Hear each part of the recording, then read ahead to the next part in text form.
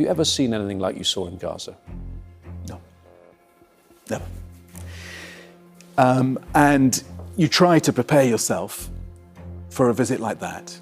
You talk to people who've been, but nothing can prepare you for that. I feared the worst, and it was much worse than I'd anticipated. You know, I'd been in southern Israel, I'd been to Nir Oz, one of the kibbutz that was attacked on October the 7th. A quarter of people there were taken hostage or killed.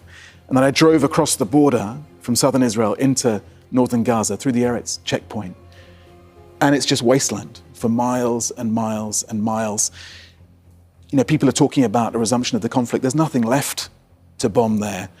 My staff, who stayed all the way through this conflict, had to use GPS to find where their homes were because there were no landmarks to navigate by. You see people pulling bodies from the rubble. You see animals going through the rubble looking for corpses. It's a horror show.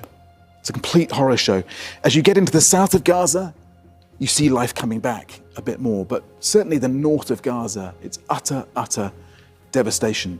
And yet, everyone I met said, we're determined to stay, give us a tent, give us some fuel, we'll rebuild our lives. President Trump, of course, has his plan where he says he wants to remove the people of Gaza. The UN's been very clear that it does not agree with that. What's your view in that? Can people stay in place while Gaza is rebuilt? Well, I mean, the conditions are absolutely devastating. And, you know, it's hard to imagine how people are managing to survive there. But I think we should ask the Palestinians, as I did. And the people of Gaza are finding ways to survive.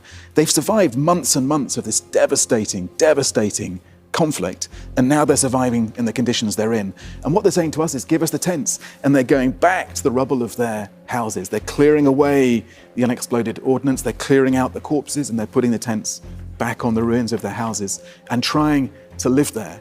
So President Trump is right that the conditions are horrific for human life.